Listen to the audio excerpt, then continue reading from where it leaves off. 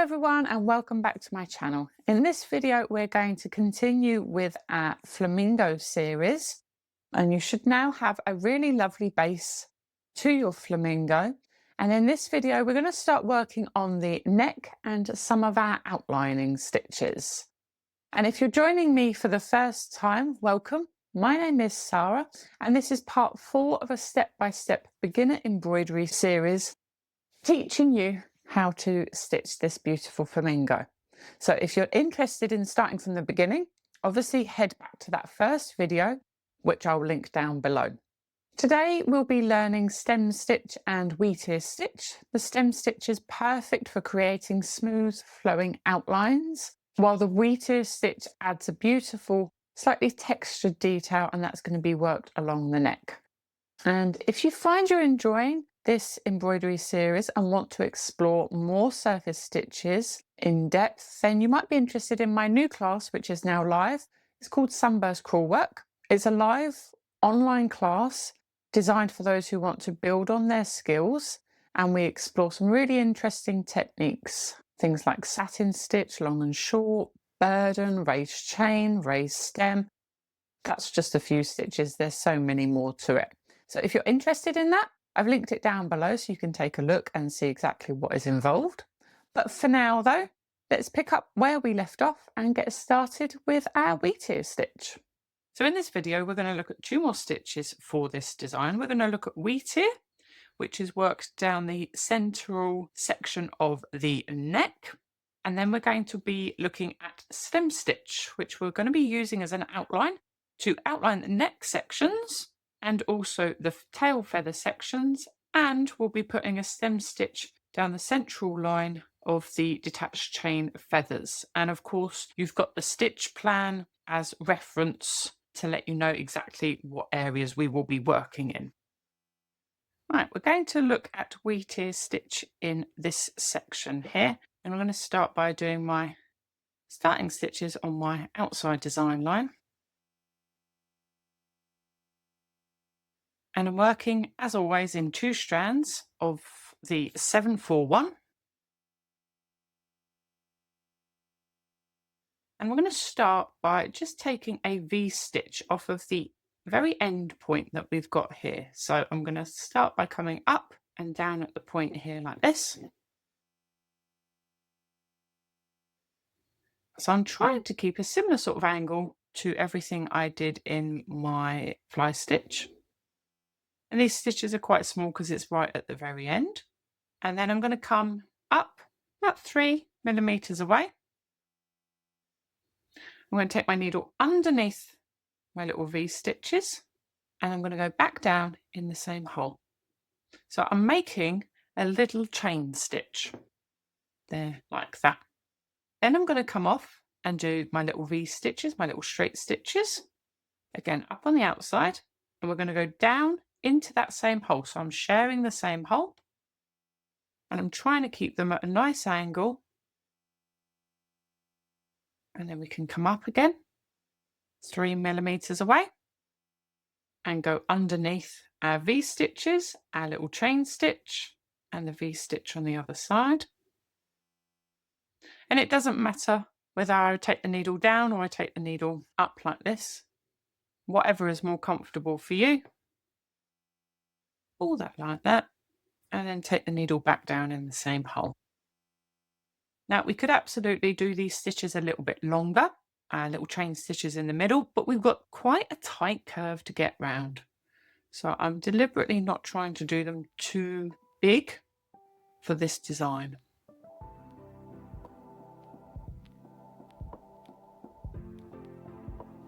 Again, come up for my chain stitch. Underneath, V stitch, and then take the needle down again in the same hole.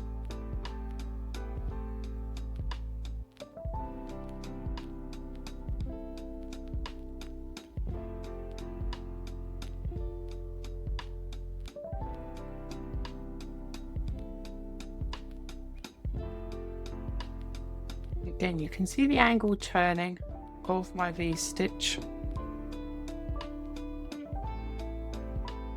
My stitches on this side have had to be a little bit shorter because the central line as I drew it on wasn't quite in the middle.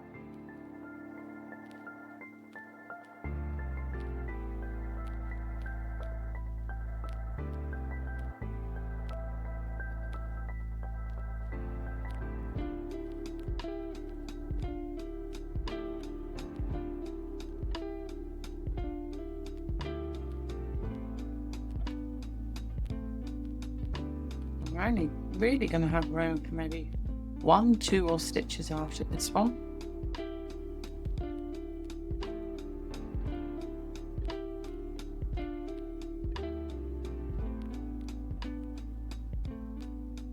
And if we lose space for the little V stitches that are coming up the side, we could always just go into a reverse chain stitch.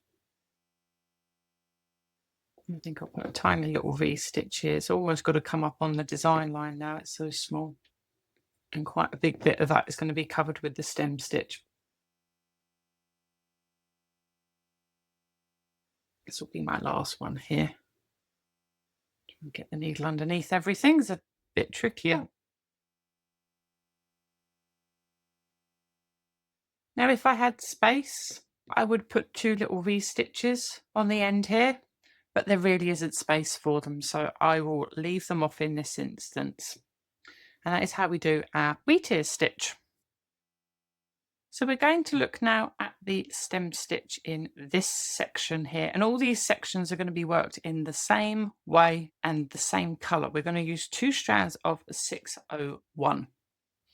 Now we want to make sure that we start our stem stitch at the point or at the end of a line. You don't really want to start your stem stitch down here where you have a curve and you then have to join it. So try and always start it at a point, so it makes it easy to join up. I will do the outside section first. It doesn't matter in this instance whether you do the outside or the central vein line.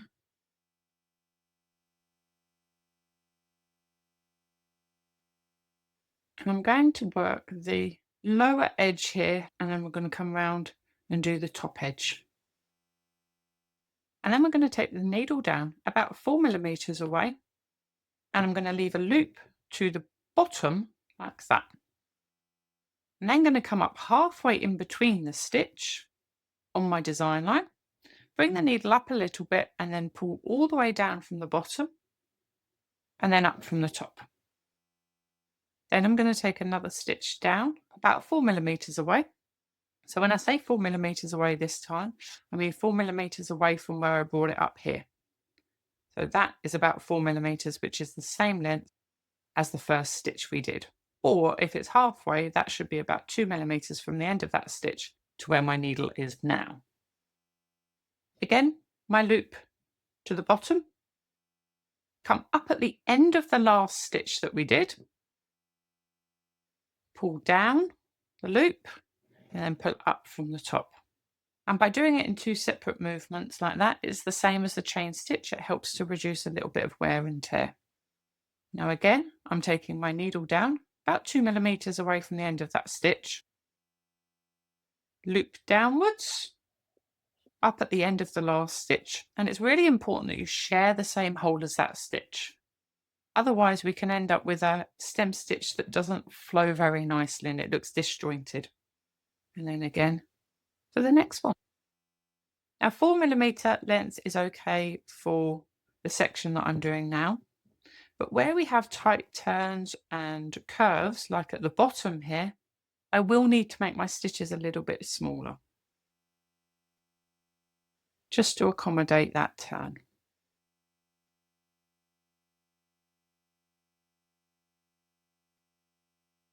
So there we have our stem stitch.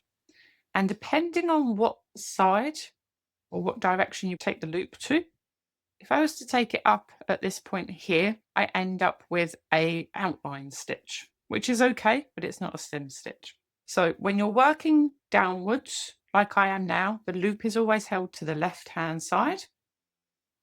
If you're working upwards, hold the loop to the right-hand side.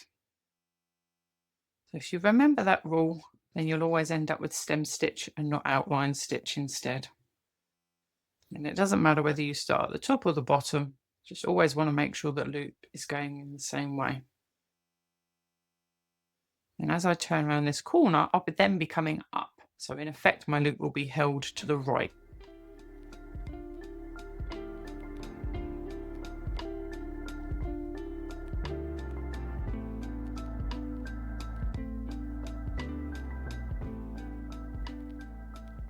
Now I might want to start thinking about making my stitches a fraction smaller.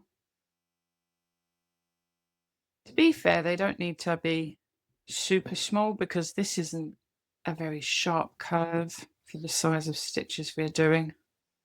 I'm just going to make them just a little bit smaller.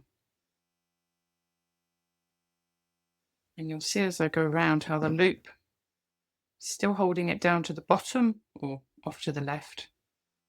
And as I go round and start travelling up, my loop naturally starts being held to the right. Remember I said when you're travelling down, the loop gets held to the left, and when you're travelling up, the loop gets held to the right.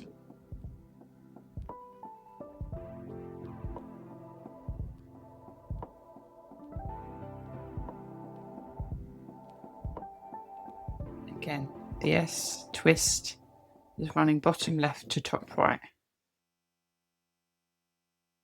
So as you look here, you can see bottom left to top right, bottom left to top right, and that's a stem stitch. So I'm going to work up to the point and show you how to finish. And I'm also going to show you how to start and finish a new thread in stem stitch because mine is getting a little bit worn to do with changing. So I'm going to get another needle with the same coloured thread and start that off.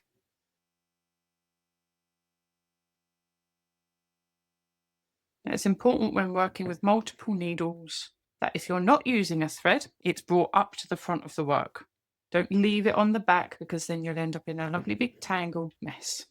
So once I've started off the thread, cut that knot away.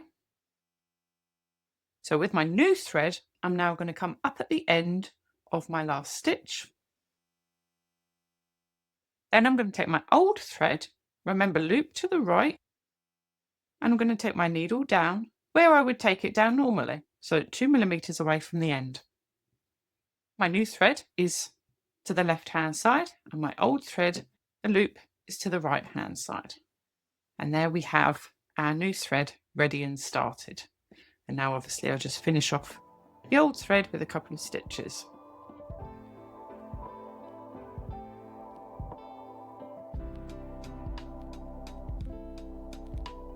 And then we carry on as we have them. Remember, loop to the right hand side.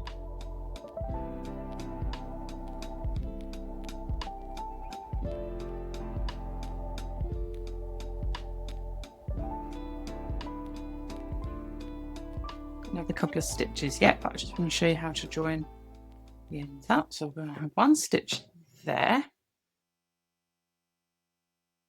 And then this final stitch, I'm going to share the same hole as where I started. Use the loop up to the top. And most people now just pull all the way through.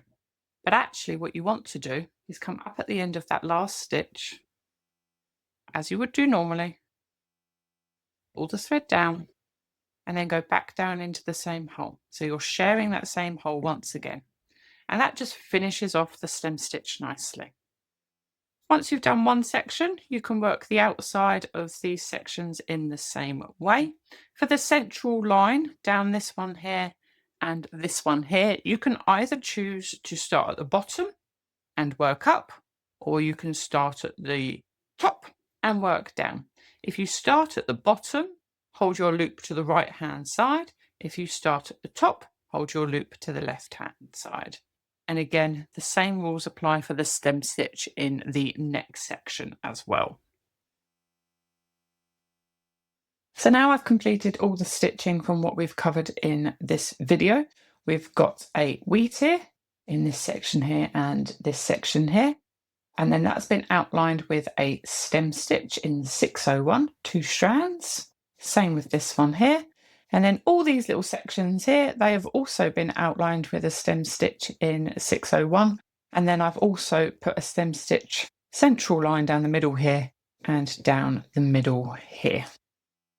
And there we have our Stem and Wheatear Stitch. These really help to bring a sense of life and flow to the embroidery. And we should now start seeing the flamingo really coming together now. Take your time with these stitches, especially the stem stitch. It's got a nice steady rhythm to it, and you'll get some lovely smooth lines when it's finished. If you're enjoying the process and feel ready to try something a little more detailed, don't forget you can check out my Sunburst Crewel work class, which is now live and open for booking. It's a lovely way to continue building on the very basic and essential skills we're learning in this series. In the next video, we'll be adding even more texture and detail as we get closer to finishing our flamingo. So make sure you're subscribed so you don't miss the next video. And as always, I'd love to see your progress. So feel free to share what you've been working on with me. Just tag me on Instagram @wellembroidered. And I can't wait to see what you're creating. I love to see how you make things different and change the colours and the threads. So yeah, please do share your work with me. Anyway, thanks so much for stitching along, and I'll see you in the next video. Bye.